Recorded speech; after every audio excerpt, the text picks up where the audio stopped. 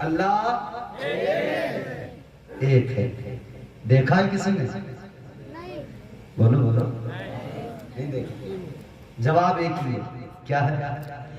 ایک دیکھنے والے کا کہا مان لیا ہے, ایک دیکھنے والے کا کہا مان لیا ہے, بن دیکھے ہم نے اس کو خدا مان لیا ہے.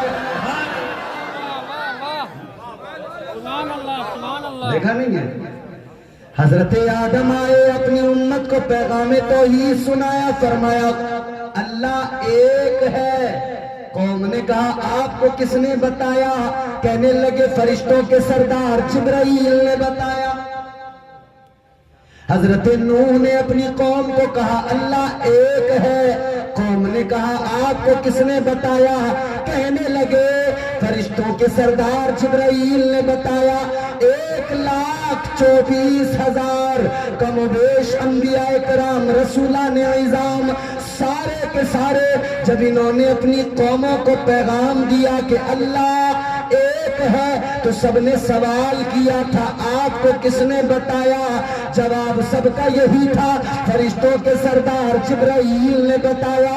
لیکن جب تمہارے میرے نبی کائنات کے امام الانبیاء تاجدار مدینہ نے فاران کی چوٹی پہ کھڑے ہو کے کہا اللہ ایک ہے, قوم نے کہا کس نے بتایا؟ میرے آقا نے فرمایا جیسے پہلے والے تھے ان کی طرح نہ سمجھو, وہ سن کے کہتے تھے میں دیکھ کے کہتا ہوں. انہوں نے سن کے کہا تھا اللہ ایک ہے, میں سن کے نہیں کہہ رہا, میں تو دیکھ کے آیا ہوں, میں تو دیدار کر کے آیا. تو اللہ ایک ہے. اللہ نے فرمایا قل هو اللہ احد. اللہ کو بندوں تک یہ پیغام پہنچانا تھا کہ اللہ ایک ہے, تو اللہ تو بندوں سے ڈائریکٹ کہہ سکتا تھا کہ بندو میں تمہارا رب ہوں, ایک ہے. بات اتنی بھی ہو جاتی تو بندوں کو سمجھ میں آ جاتا, اللہ کہہ دیتا هو اللہ احد. قل اگر ہٹا دیا جاتا تب بھی یہی بات توحید کا پیغام ہی پہنچ رہا تھا. لیکن اللہ نے بندوں کو مزاج دیا, اے میرے بندے بات میری توحید کی ہو یا کوئی اور بھی ہو, میں خدا تم بندے تمہاری اوقات نہیں کہ میں تم سے ڈائریکٹ بات کروں,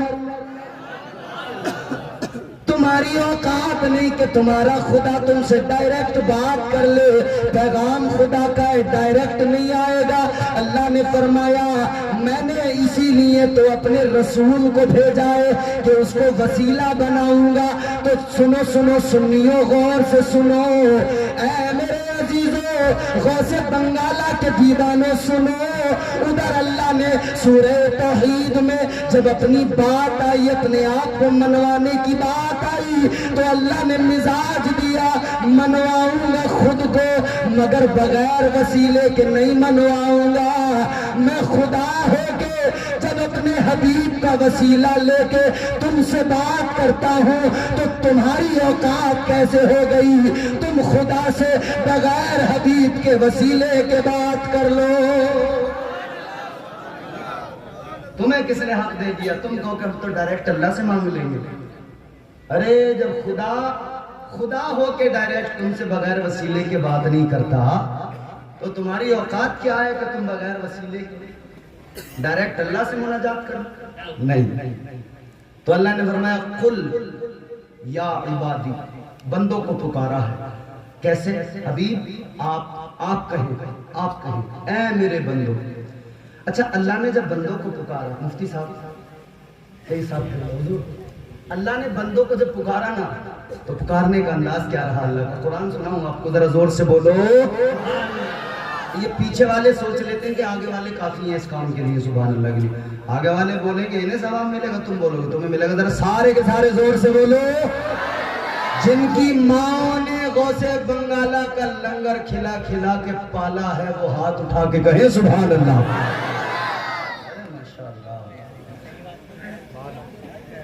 اللہ نے کیا, جب بندوں کو اللہ نے پکارا ہے تو انداز کیا رہا ہے؟ قرآن پڑھتے ہیں. چلو اللہ تعالیٰ نے فرمایا وَعِبَادُ الرَّحْمَنِ الَّذِينَ الذین یمشون علی الارض ہونا ہونا وَإِذَا خَاطَبَهُمُ الْجَاهِلُونَ قَالُوا سَلَامًا۔ اللہ نے بندوں کو پکارا تو انداز کیا ہے؟ پروردگار نے فرمایا وَعِبَادُ الرحمن، اے رحمان کے بندو، اے رحمان کے بندو۔ اگلے مقام پہ پکارا تو فرمایا نبئ عبادی انی انا الغفور الرحیم۔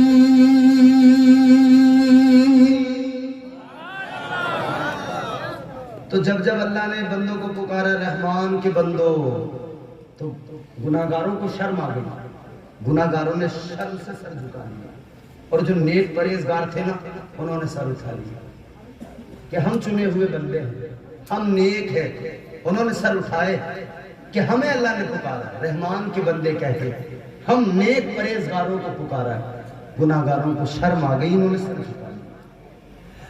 گناہگاروں نے سر جھکا لیے، کہنے لگے ہمیں نہیں پکارا اللہ نے، نیکوں نے، پرہیزگاروں نے، انہوں نے سر اٹھا لیے۔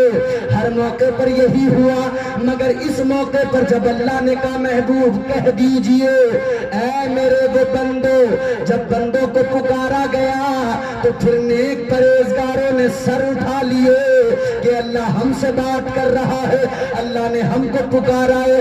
گناہگاروں نے شرم سے سر جھکا لیے، گناہگار ابھی شرم سے سر جھکائے ہوئے تھے کہ اللہ نے فرمایا الذین اسرفوا علی انفسہم، اللہ نے فرمایا اے میرے وہ بندو جنہوں نے گناہ کر لیے۔ اب گناہگاروں نے جیسے اتنا سنا تو یہ خوش ہو گئے اور سر اٹھایا۔ اب نیکوں نے سر جھکایا، گناہگار خوش ہو کے بولے ہم تو گناہگار تھے، مگر اللہ کا کرم یہ ہے کہ اس نے پھر بھی ہم جیسے نکموں کو یاد کیا ہے۔ اللہ نے پکارا گناہگار، اے میرے وہ بندو جنہوں نے اپنی جانوں پر ظلم کر لیا، جنہوں نے گناہ کر لیا۔ آگے کیا فرمایا؟ لا تقنطوا من رحمت اللہ، اللہ نے فرمایا گناہ تو تم نے کر لیے، گناہ تو تم سے ہو گئے، مگر سنو اللہ کی رحمت بہت بڑی ہے، اس کی رحمت سے نا امید نہ ہونا، اس کی رحمت سے امید رکھنا۔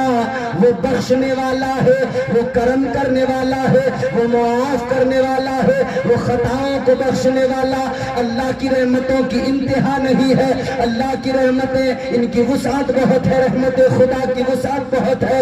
اے میرے عزیزوں غور کرو، اللہ نے فرمایا لا تقنطوا من رحمت اللہ، اللہ نے فرمایا اللہ کی رحمت سے نا امید نہ ہونا۔ مطلب یہ ہے اللہ گناہگاروں سے پیار فرما رہا ہے اور اللہ مزاج دے رہا ہے، اے گناہگاروں گناہ تو کر لیے، شیطان نے بہکا دیا، گناہ تو ہو گئے، مگر گناہ کرنے کے بعد میں ادھر ادھر نہ بھاگو، آ جاؤ رب کی بارگاہ میں آ جاؤ، اس کی رحمتیں بڑی ہیں، دو آنسو لے کے آؤ۔ اللہ نے توبہ کا دروازہ کھولا ہے، اللہ نے تو فرما دیا ہے یا ایھا الذین آمنوا توبوا الی اللہ توبۃ نصوحا، اللہ نے تو مزاج دیا، اللہ نے فرمایا اے ایمان والے گناہ تو کر لیے مگر اب توبہ تو کرو، تم توبہ کرو گے اس کی رحمت پہ بھروسہ تو کرو، تمہارا پروردگار تمہارے سارے گناہوں کو معاف کر دے گا۔ وہ نوازنے پہ آئے تو نواز دے زمانہ، بولو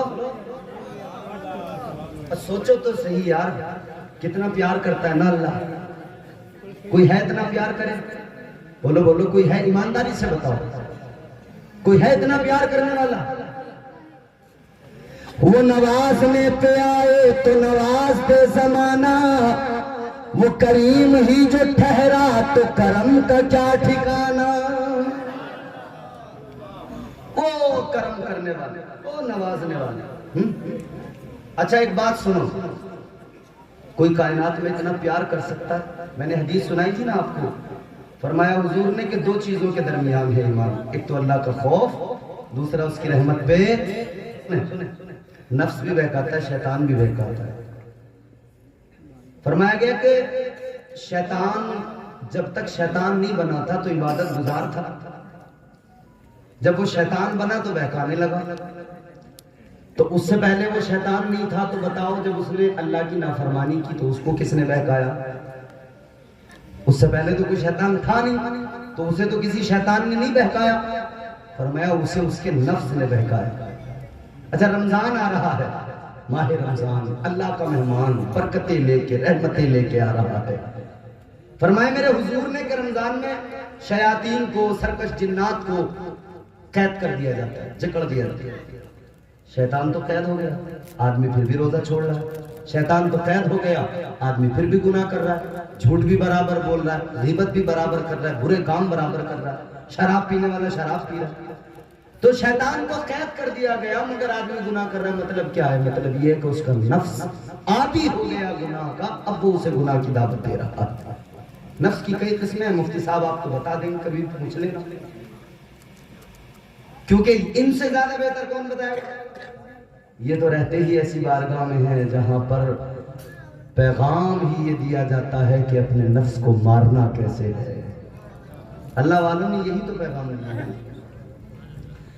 ये जो आस्थाना है ना सरकार वो से बंगाला का, ये बुजुर्गों के जो आस्थाने है ना, याद रखना, इन्हें बुजुर्गों को, औलिया कराम को कभी हल्के में मत लेना, कभी ये मत समझ लेना कि ये बड़ी शख्सियतें हैं, बड़ी हस्तियां हैं। चार मिसरे सुनाता हूँ आपको, चार मिसरे सुनना, जहां भी पढ़े ना अल्हम्दुलिल्लाह आज तक लोगों ने खैर मकदम किया। चार मिसरे सुना रहा हूँ, आपने कैसा रिस्पॉन्स करना मुझे नहीं पता, लेकिन हाँ मैं ये जरूर महसूस कर लूंगा, अगर आपने ये चार मिसरे नहीं सुने ना तो मैं समझूंगा तुमने मेरी तकरीर ही नहीं सुनी है। सुनोगे? क्या शान है बुजुर्गों, लोग हल्के में लेते हैं, तनकीदें करते हैं, तबसरे करते हैं। उजले कपड़ों में सिकंदर हो जरूरी तो नहीं, जरूरी नहीं है कि ये बेहतरीन चमकदार कलफदार उम्दा लिबास में कोई आए। आजकल जितने भी करप्शन करने वाले, भ्रष्टाचारी, जितने भी हराम का माल खाने वाले हैं ना, सब तुम्हें बिल्कुल सफेद मिलेंगे, बगले बने हुए, सफेद पोश, एकदम कलफदार कड़क स्त्री में, और लाखों अरबों खा गए, डकार भी नहीं लेते। उजले कपड़ों में सिकंदर हो जरूरी तो नहीं, मैले कपड़ों में कलंदर भी तो हो सकता है। नारे तकबीर, नारे रिसालत, जमाले मुस्तफा कॉन्फ्रेंस, नारे तकबीर, नारे रिसालत। जब दूसरा मिसरा सुन के आपका ये आलम है तो चौथे मिसरे पे क्या होगा? मुझे यकीन है कोई ना कोई नारा भी लगाने लगेगा मजलिस से। सुने, उजले कपड़ों में सिकंदर हो जरूरी तो नहीं, मैले कपड़ों में कलंदर भी तो हो सकता है। जिस भिखारी को हिकारत से पुकारा तूने, उसके कासे में समंदर भी तो हो सकता है।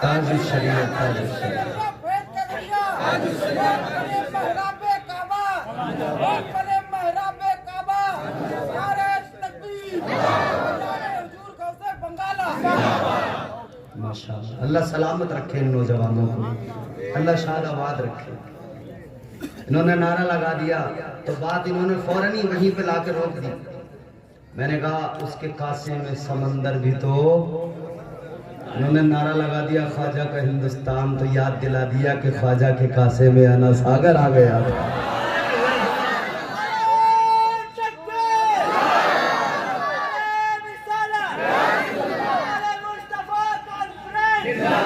ایک کاسا تھا ایک پیالہ تھا خواجہ غریب نواز خود نہیں گئے اپنے خادم کو بھیجا کہا تم جاؤ جا کے کہنا کہ خواجہ نے بلایا ہے ایک انا ساگر نہیں اجمیر کے سارے ندی نالے سمٹ کر غریب نواز کے کٹورے میں آ گئے تو پھر عاشق مچل کے یوں کہنے لگے ہم پیادے ہیں وزیروں میں گنے جاتے ہیں چشتیہ در کے فقیروں میں گنے جاتے ہیں جب سے خواجہ نے عنایت کی نظر ڈالی ہے کاچ کے ٹکڑے تھے ہیروں میں گنے جاتے ہیں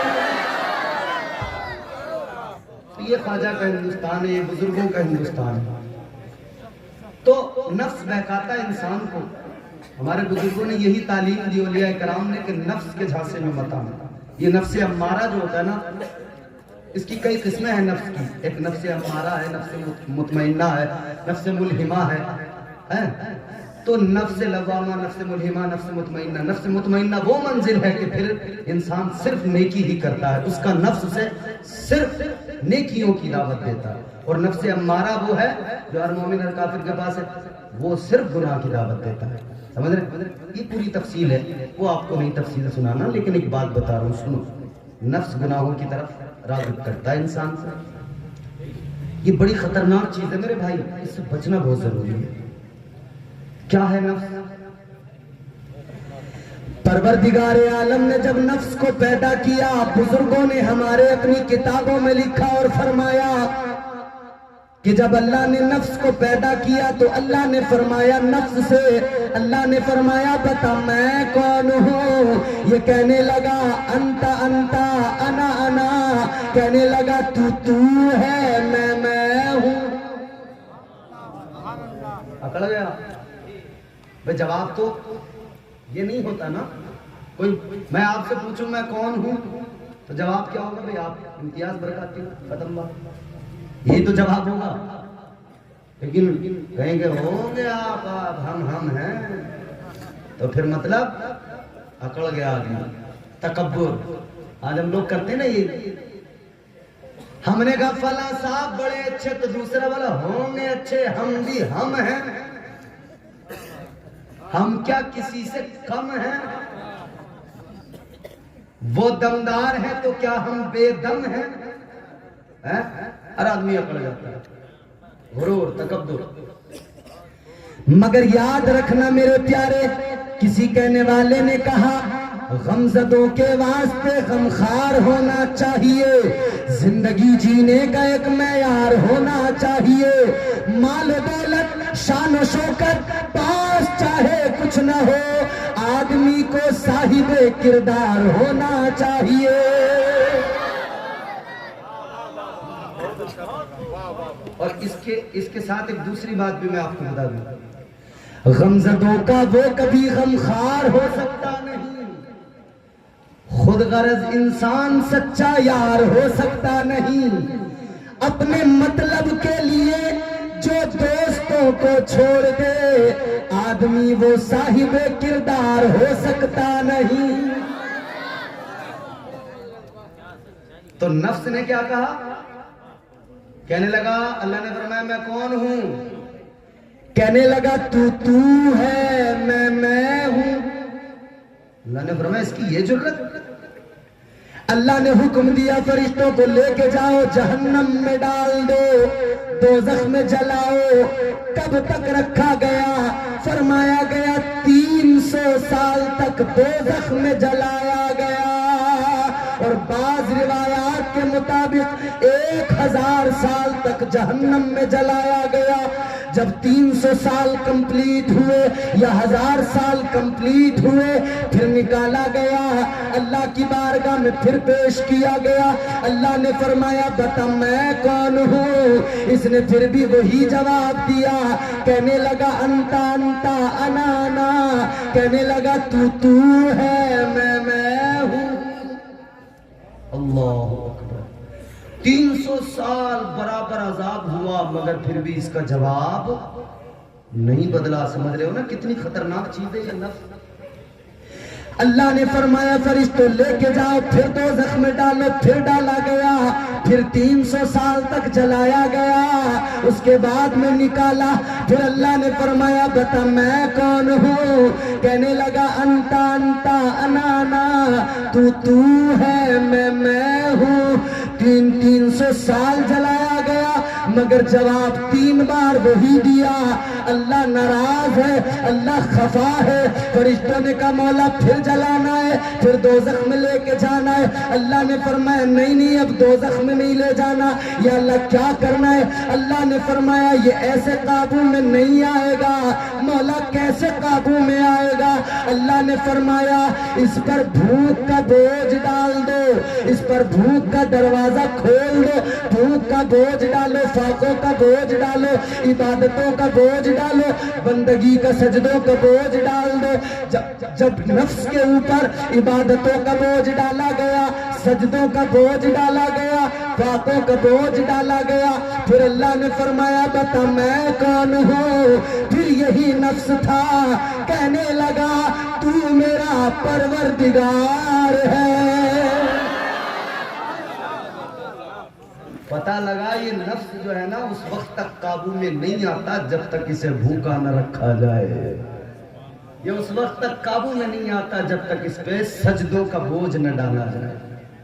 تو اللہ نے پھر وہی نظام بنایا، کیا کیا؟ اللہ نے بندوں کو وہی نظام دیا، وہی دستور دیا۔ اللہ نے فرمایا سال میں 12 مہینے 11 مہینے دن بھر کھاؤ پیو کچھ بھی کرو، مگر 1 مہینہ رمضان آئے گا، میرا مہمان آئے گا، دن میں کھانا پینا چھوڑ دینا، سال میں 1 مرتبہ 30 دن کے روزے رکھنا۔ یہ جو تمہارا نفس ہے یہ بھوک کی وجہ سے تمہارے قابو میں آ جائے گا، کنٹرول میں آ جائے گا۔ اور اللہ نے دن میں 5 نمازیں فرض کر دی، فرمایا 5 بار سجدے کرو گے تمہارا نفس تمہارے قابو میں آ جائے گا۔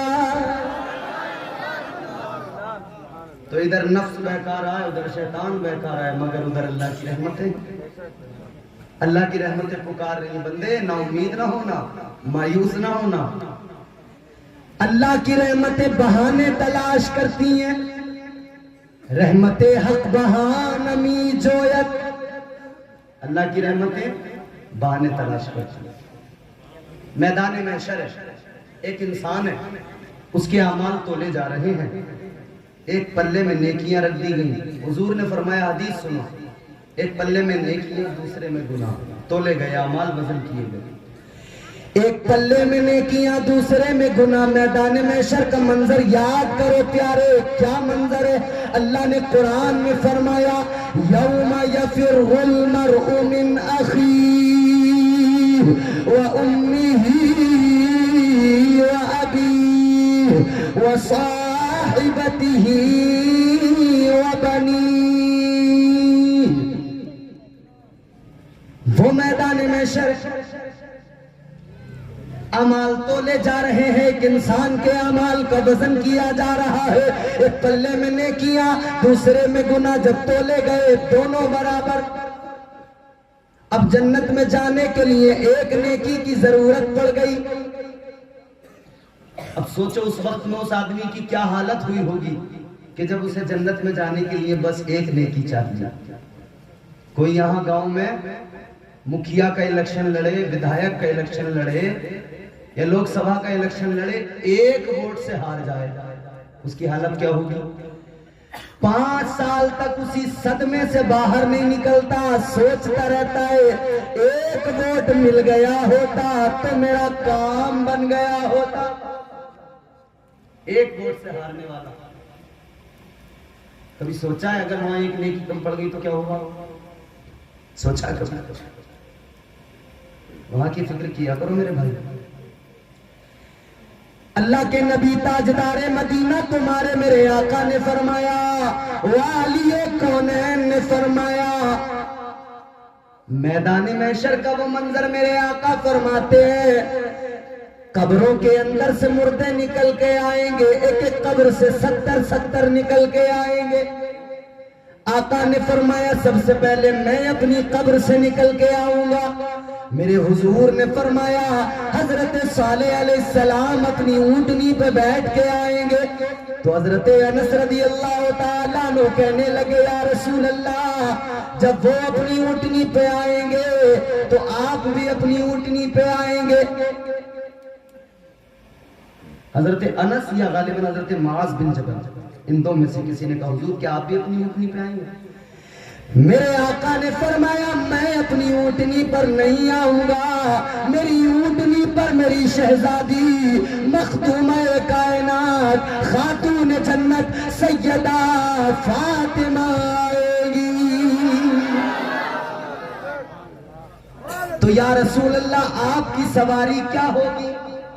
آقا نے فرمایا جب میں معراج پر گیا تھا تو جبرائیل براق لے کے آئے تھے. براق نے رو رو کے کہا تھا آقا ادھر سواری کر رہے ہو ادھر بھی کر لینا. آقا نے فرمایا میں نے اس سے وعدہ کر لیا ہے. آقا فرماتے ہیں میں براق پہ سوار ہو کے جاؤں گا. حضور نے فرمایا سب برہنا بغیر کپڑوں کے، جسم پہ لباس نہیں. حضرت عائشہ صدیقہ ام المومنین تمہاری میری ماں امت کی ماں کہنے لگی یا رسول اللہ جب سارے کے سارے برہنہ ہوں گے تو آقا یہ بتائیے کیا ایک دوسرے کو دیکھ کر حیا نہیں آئے گی، شرم نہیں آئے گی؟ آقا نے فرمایا عائشہ تم حیا کی شرم کی بات کرتی ہو، وہاں فرصت کسے ہوگی جو کوئی اپنے آپ کو اپنے آپ کے علاوہ کسی دوسرے کو دیکھ سکے؟ ایسی بے چینی میں لوگ مبتلا ہوں گے، کسی کو دیکھیں گے ہی نہیں، بس اپنی فکر میں ہوں گے، نفسی نفسی نفسی نفسی. حضور نے فرمایا سوا نیزے پہ سورج ہوگا، سوا نیزے پہ. ابھی کتنی بلندی پہ سورج؟ بہت اونچائی پہ ہے نا. اچھا یہ لائٹیں لگی ہوئی ہیں، فوکس لائٹ یہ لگ رہی ہے. میں بات کو آسان کر کے سمجھانا چاہ رہا ہوں، آپ کو سمجھ لیں. یہ لائٹ کا فوکس ہماری طرف ہے، اس کی زیادہ روشنی کدھر آئے گی، میری طرف یا آپ کی طرف؟ بولو بولو، گونگے تو نہیں ہو؟ ہاں دیکھو غوث بنگالہ کے دیار میں رہتے ہو، اگر کوئی گونگا ہو تو میں آپ کو بتا کے جا رہا ہوں میرے یہاں بھی ایک اللہ کا ولی ہے، اور اس اللہ والے کی کرامت، زندہ کرامت آج تک یہ ہے کوئی بچہ گونگا توتلا ہکلا بولتا نہیں ہو. جانور کی زبان بناؤ پکاؤ لے کے جاؤ اللہ والے کے دربار میں فاتحہ کرو، نظر مان لو، دعا کرو، بچے کو ذرا سا کھلا دو، چٹا دو، پانی پلا دو. اللہ کا ایسا کرم ہوتا ہے وہ گونگا توتلا بچہ بولنے لگ جاتا ہے. تو پھر اللہ والوں کے جو عاشق ہوتے ہیں وہ تو توتلے گونگے ہکلے نہیں ہوں گے نا. وہ سے بنگالہ کے چاہنے والوں زور سے بولو سبحان اللہ. تو میں نے کیا کہا، یہ لائٹ کا فوکس میری طرف ہے تو روشنی میری طرف زیادہ آئے گی نا، بیک سائیڈ کم ہوگی، سامنے کی طرف زیادہ ہوگی. ہر چیز کا یہی سسٹم. یہ مائک ہے، یہ اس کا سامنے والا حصہ ہے، یہ اس کی بیک ہے. اگر ادھر سے بولیں تو آواز جائے گی، ادھر سے بولیں گے پرفیکٹ جائے گی، ادھر سے بولیں گے کم جائے گی، کیونکہ یہ اس کا مین حصہ. تو جدھر کو مین حصہ ہوتا ہے، فرنٹ سائیڈ ہوتی ہے، اس طرف کو فوکس ہوتا ہے. یہ سورج جو آسمان پہ نظر آتا ہے، اس کی گرمی، اس کی تپش، ابھی گرمی کے موسم میں دیکھتے ہو نا زمین تپ جاتی ہے، پیر نہیں رکھا جاتا. فرمایا گیا یہ جو سورج ہے نا اس کا جو سامنے کا فوکس ہے نا فرنٹ سائیڈ، وہ زمین کی طرف ہے ہی نہیں. اس کا جو سامنے کا فوکس ہے نا فرنٹ سائیڈ، جس یہ لائٹ کا فوکس میری طرف، سورج کا سامنے والا فوکس جو ہے نا وہ زمین کی طرف نہیں ہے، فرمایا وہ دوسری طرف ہے، یہ بیک سائیڈ ہے جو زمین کی طرف ہے۔ تو بیک سائیڈ کی گرمی کا یہ عالم ہے۔ تو سوچ میرے بھائی، اتنی بلندی پہ سورج کی تپش اور اس کی گرمی یہ ہوتی ہے، تو جب سوا نیزے پہ سورج ہوگا تو اس کی تپش اور گرمی کیا ہوگی؟ تاجدار مدینہ نے فرمایا، والی کونین نے فرمایا، تمہارے میرے نبی نے فرمایا، لوگ گرمی کے سبب پسینے میں نہا رہے ہوں گے، اتنا پسینہ، کسی کے ٹخنوں تک پسینہ، کسی کے گھٹنوں تک پسینہ، کسی کی ناف تک پسینہ، کسی کے کانوں کی لو تک پسینہ، لوگ اپنے پسینے میں ڈبکیاں لگا رہے ہوں گے، اپنے پسینے میں نہا رہے ہوں گے۔ غور کرو کیسا خطرناک منظر ہوگا۔ اور اس وقت میں جب اور فرمایا میرے آقا نے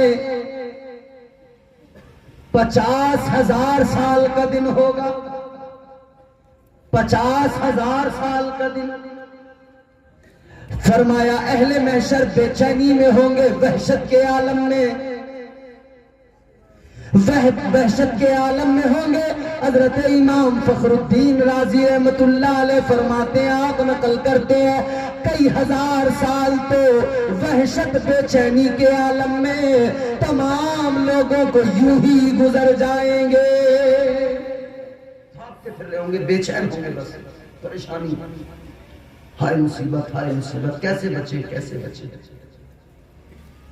پھر فریاد کریں گے، کہیں گے بھئی اب حساب شروع ہو جائے، چلو تلاش کرو، حضرت آدم کو تلاش کریں گے۔ تو سوچو میرے بھائی، اگر وہاں ایک نیکی کم پڑ گئی پھر کیا بنے گا؟ کوئی نہیں دینے والا، ایک نیکی کم پڑ جائے کوئی دینے والا ہے؟ اللہ کے قرآن نے فرمایا، یوم یفر المرء من اخیہ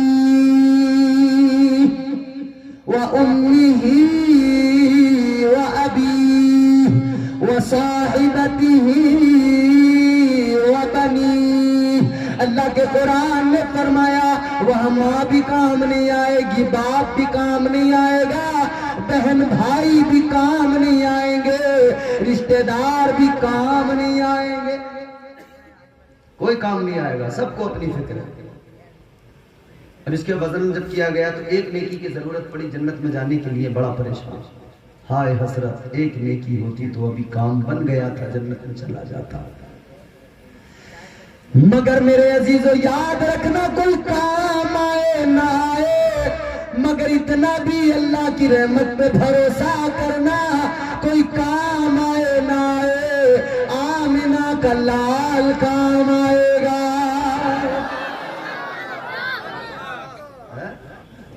حضور تو کام آئیں گے۔ اسی لیے میرے امام نے، تاجدار بریلی نے، امام اہل سنت نے کہا، سنتے ہیں کہ محشر میں صرف ان کی رسائی ہے، گر ان کی رسائی ہے لو جب تو بنائی ہے، سب نے صف محشر میں للکار دیا ہم کو، اے بے کسوں کے آقا اب تیری دہائی ہے۔ تو حضور کام آئیں گے، حضور سے محبت کرو میرے پیارے، حضور کام آئیں گے، کوئی کام نہیں آئیں گے۔ حضور سے عشق کرو، پیار کرو، اور عاشق ہر دور میں ممتاز رہے، عاشق ہر دور میں ممتاز رہے، کل بھی تھے، آج بھی ہے، کل بھی۔ پیار نبی سے کرنے والے کل بھی تھے اور آج بھی ہیں۔ جسے یہ لگ رہا ہو کہ ہاتھ اٹھاتے شہید ہو جاؤں گا، وہ ہاتھ بھی نہ اٹھائے، سبحان اللہ بھی نہ کہے۔ اور جسے یہ لگتا ہو کہ حضور اگر میری اس ادا کو دیکھ لیں اور پسند کر لیں اور مدینہ بلا لیں، وہ زور سے کہہ دے سبحان اللہ۔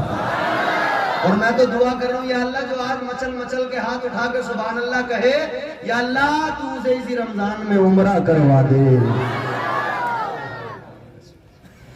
پیار نبی سے کرنے والے کل بھی تھے اور آج بھی ہے، پیار نبی سے کرنے والے کل بھی تھے اور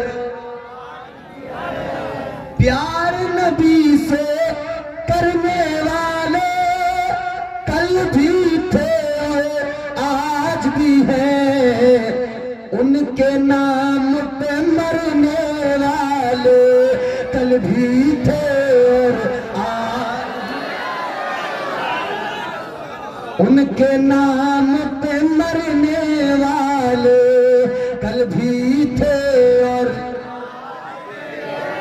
پیار نبی سے کرنے والے.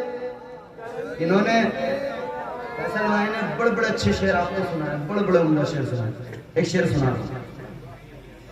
چاہے جیسا طوفان آئے ان کی نسبت کے صدقے.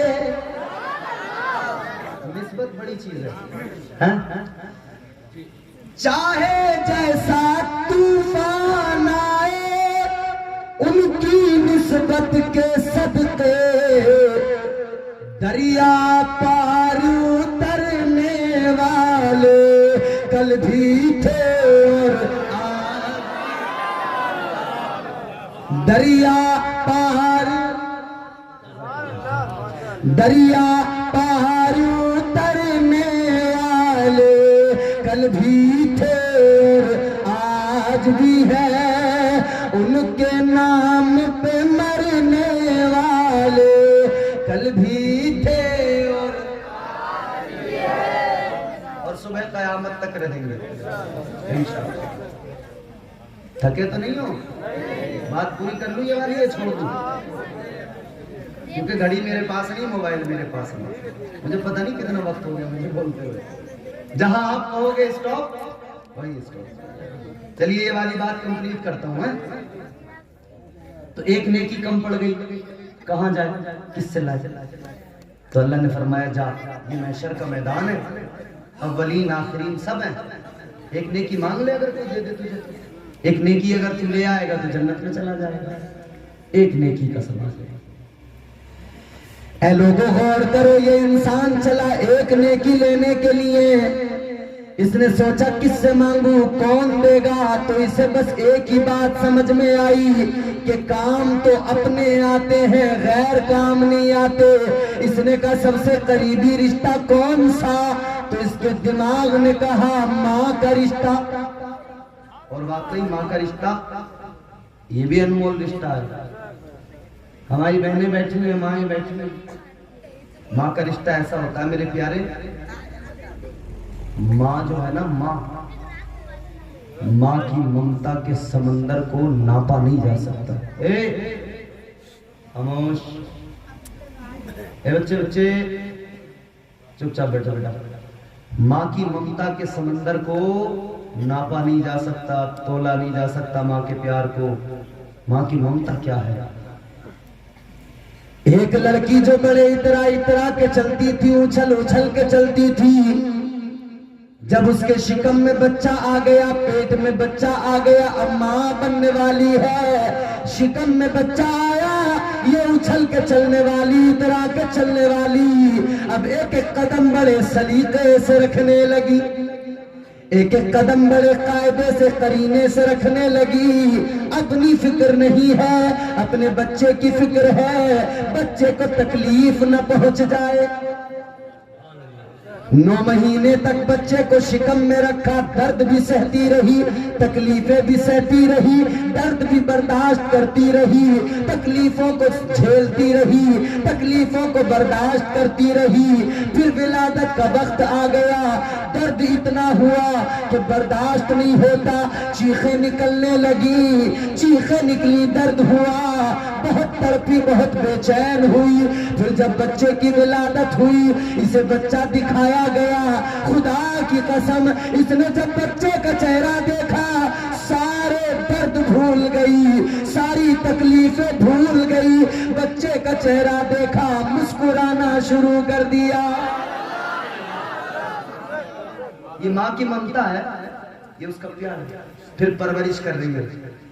بچے کو بھوک لگے تب بھی روتا ہے, پیاس لگے تب بھی روتا ہے, اور بیمار ہو تب بھی روتا ہے.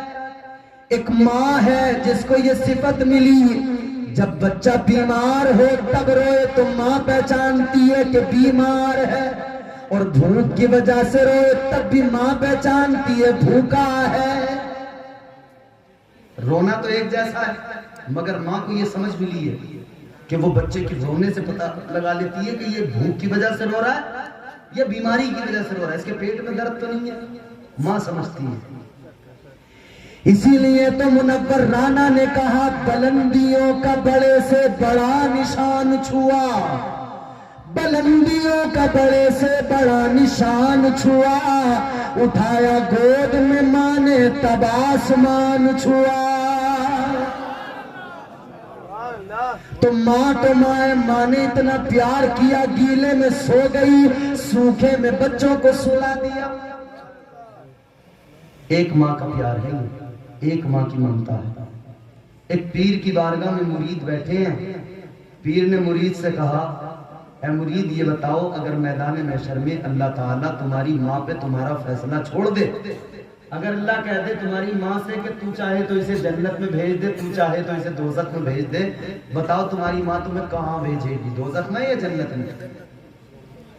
تو مرید کہنے لگا کہ پیر صاحب ماں تو بڑا پیار کرتی ہے، ماں تو بڑی محبت کرتی ہے، بچہ تکلیف میں ہو ماں سے برداشت نہیں ہوتا، بچہ پریشانی میں ہو ماں گوارا نہیں کرتی ہے۔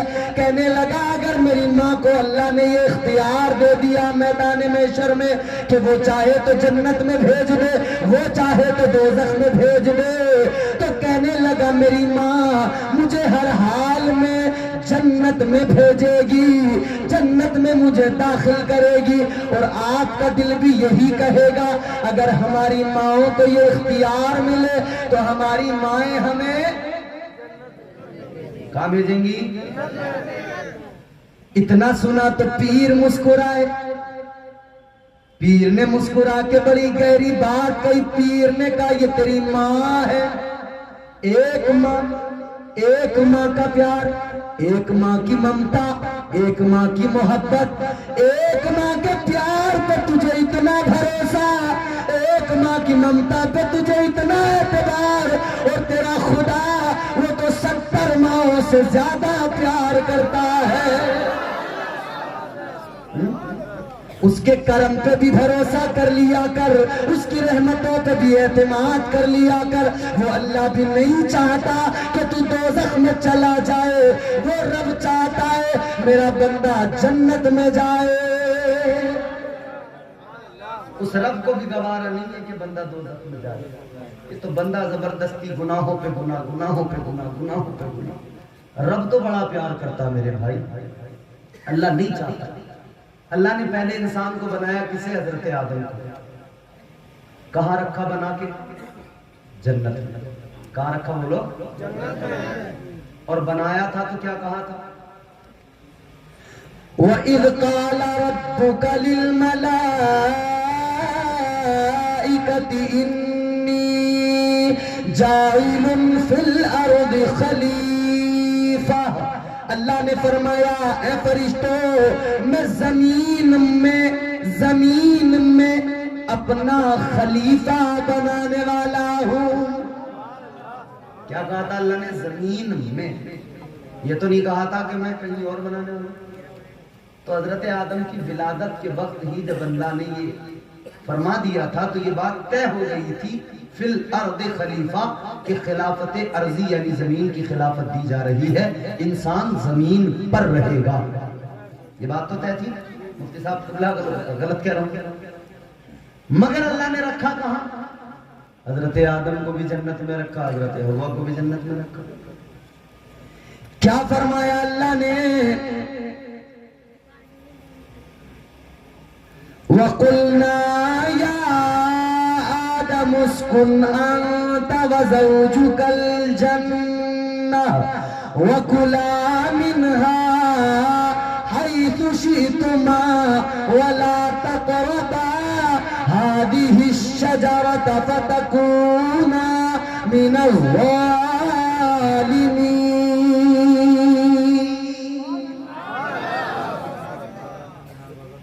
وَكُلَا مِنْهَا رَغَدًا حَيْثُ شِئْتُمَا وَلَا تَقْرَبَا هَذِهِ الشَّجَرَةَ فَتَكُونَا مِنَ الظَّالِمِينَ۔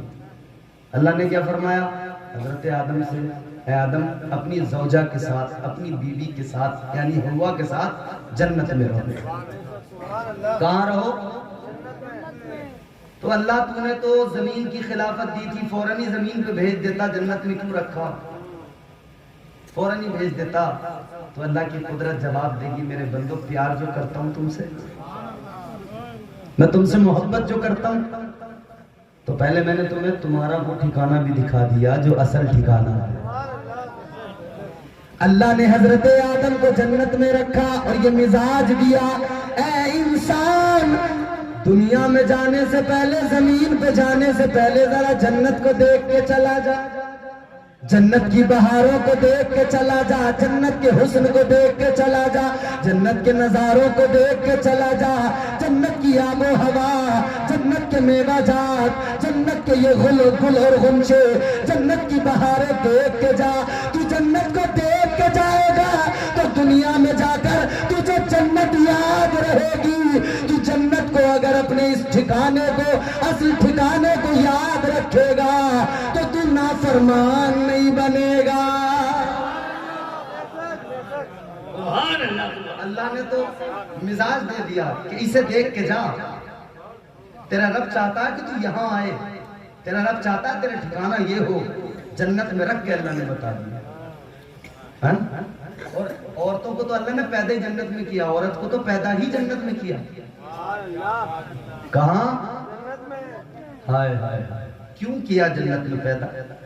کہیں اور بھی کیا جا سکتا تھا، لیکن اللہ نے جنت میں پیدا کیا تو وہاں بھی مزاج دیا۔ مفسرین اکرام فرماتے ہیں کہ اللہ نے اس کی کئی وجوہات ہیں، وجوہات بیان کی۔ کیا؟ کوئی بھی کام اور ریزن ہوتا ہے نا اس کا۔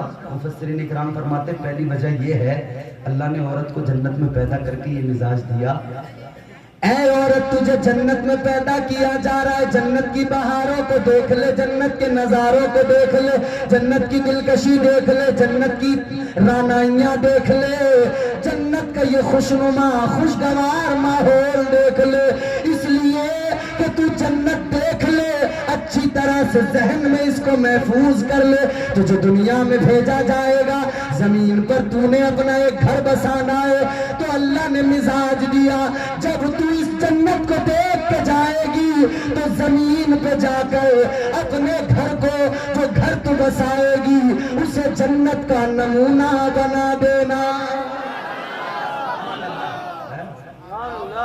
اللہ نے مزاج دیا کہ اپنے گھر کو جنت کا، یہ الگ بات ہے کہ اب اور کچھ ہو گیا، بدل گیا۔ اب تو عورتوں نے گھروں میں مہابھارت شروع کر رکھی، لڑائی جھگڑے فتنہ فساد۔ کوئی گھر ایسا ہے جس گھر میں عورتوں کی وجہ سے لڑائی نہ ہوتی؟ لڑائیوں کی اصل وجہ عورتیں، ساس بہو کے جھگڑے۔ ابھی کسی نے واٹس ایپ پہ مجھے لکھ کے بھیجی ایک بات، مجھے بھی ہنسی آ گئی۔ کہا کہ ساس بہوؤں کا جو جھگڑا ہے نا یہ بڑا عجیب ہے۔ کہا کہ 1980 میں 1990 میں جو بہویں ہوتی تھی انہیں فکر ہوتی تھی کہ پتہ نہیں ساس کیسی ملے گی، انہیں ڈر لگا رہتا تھا کہ پتہ نہیں ساس کیسی ملے گی۔ اور اب جو ہے نا، اب ساس کو فکر رہتی ہے کہ پتہ نہیں بہو کیسی آئے گی، اسے ڈر لگا رہتا ہے۔ تو اس سے پتہ کیا لگا؟ پتہ یہ لگا کہ جو کل پریشان تھی، کل فکر مند تھی، وہی آج فکر مند ہے، کیونکہ وہ پہلے بہو تھی اب ساس۔ کل وہ ساس سے ڈرتی تھی، آج وہ بہو سے ڈرتی۔ تو وہی ہیں وہ جو کل 1980 1990 میں تھی نا بے چین کہ ساس کیسی ملے گی، آج بھی وہی بے چین ہے کہ بہو کیسی ملے گی۔ ساس بننی ہے وہ تو پہلے ساس سے پریشان تھی، بہو سے پریشان ہے۔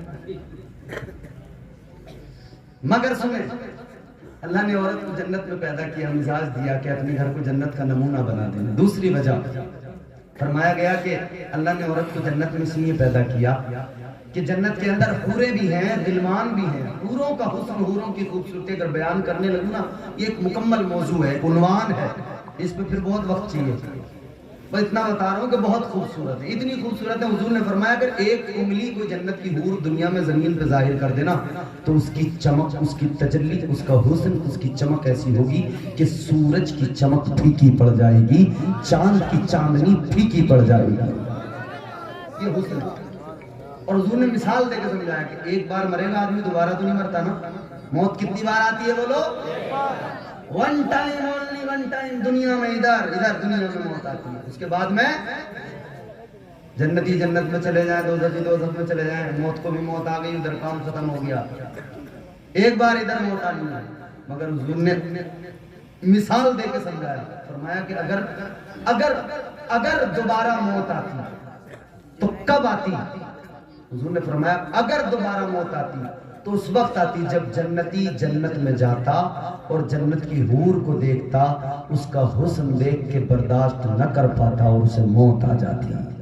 یہ خوبصورتی ہے حوروں کی، بڑی خوبصورت ہے۔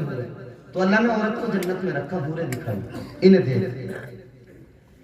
اللہ نے عورت کو حوریں دکھائی، ان کی خوبصورتی دیکھ لے، ان کا حسن دیکھ لے، بننا سورنا دیکھ لے، سجنا سورنا دیکھ لے، ان کا پورا حلیہ، ان کا رہنے کا ڈھنگ اور سلیقہ دیکھ لے، کیونکہ تجھے دنیا میں جانا ہے، اپنا گھر بسانا ہے، تو بھی اپنے شوہر کے سامنے ایسے ہی بن سور کے جانا تاکہ تیرا شوہر تجھے دیکھے تو اس کی آنکھیں ٹھنڈی ہو جائیں۔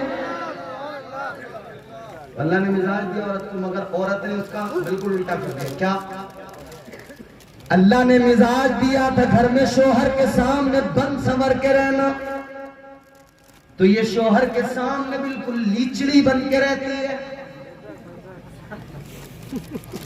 گندے کپڑے، بڑے بڑے داغ، منہ دھویا نہیں ہے صبح سے، بھاگی بھاگی ہے پاگلوں کی طرح، بال بکھرے پڑے ہیں، شوہر کے سامنے تو اس حال میں ہے۔ جس کے لیے اللہ نے مزاج دیا، فکر دی کہ اس کے سامنے خوبصورت بن سنور کے جا کے اس کا تو اس سے دل لگے، یہ راضی رہے، تو یہ اس کے سامنے رہ رہی ہے بالکل گندی، بالکل سنیچری۔ اور محلے میں آ جائے کوئی شادی، پھر پوچھو مت، ایسے لہرا کے چلے گی، تو محلے والے دیکھ کے کہہ رہے چچی تو بہت اچھی ہے، مطلب گھر میں آدمی راضی نہیں، پورا محلہ راضی ہے۔ اللہ، آدمی راضی نہیں، آدمی پریشان ہے، بے چین ہے، اور محلہ پورا خوش ہے۔ محلہ کہہ رہا بھابھی بہت اچھی، چچی کا جواب نہیں۔ مگر میرے بھائی، اللہ نے جو مزاج دیا ہے، اپنی زندگیاں اسی دائرے میں رہ کر گزاریں۔ تو اللہ تعالیٰ نے جنت دکھائی، مزاج دیا کہ تمہارا رب تمہیں جنت میں داخل کرنا چاہتا ہے، مگر سوچے ایک نیکی کم پڑ جائے پھر کیا حال ہو۔ تو وہ ماں کے پاس گیا، اس نے کہا ماں کا رشتہ بڑا پیارا ہے، ماں کا رشتہ بڑا انمول ہے۔ اپنی ماں سے جا کے کہنے لگا میری ماں مجھے ایک نیکی کی ضرورت پڑ گئی ہے، ایک نیکی میری کم پڑ گئی ہے، اے میری ماں تو مجھ سے بڑا پیار کرتی تھی، ایک نیکی مجھے دے دے۔ ماں نے کہا بیٹا یہ دنیا نہیں ہے، محشر ہے، یہاں کوئی کسی کے کام نہیں آئے گا۔ ماں بولی بیٹا چلا جا، یہاں تو مجھے اپنی فکر ہے۔ منع کر دیا، نیکی نہیں دی۔ باپ کے پاس گیا، کہنے لگا میرے ابا تو نے بھی بڑا پیار کیا، تو نے انگلی پکڑ کے چلنا سکھایا، تعلیم دلائی، تو نے مجھے انسان بنایا، یعنی انسانیت کا قرینہ مجھے تیرے ذریعے ملا۔ اے میرے باپ تو نے دھوپ کو دھوپ نہیں سمجھا، تو نے ٹھنڈ کو ٹھنڈ نہیں سمجھا، تو نے گرمی کو گرمی نہیں سمجھا، تو نے بارش کو بارش نہیں سمجھا، کماتا رہا، مزدوری کرتا رہا، رات و دن تو نے چاہے رکشہ چلایا، چاہے مزدوری کی، مگر میری خوشی کے لیے، میری خاطر تو نے ہر غم اٹھا لیا ہے، مگر تو نے میری ہر خواہش کو پورا کیا ہے۔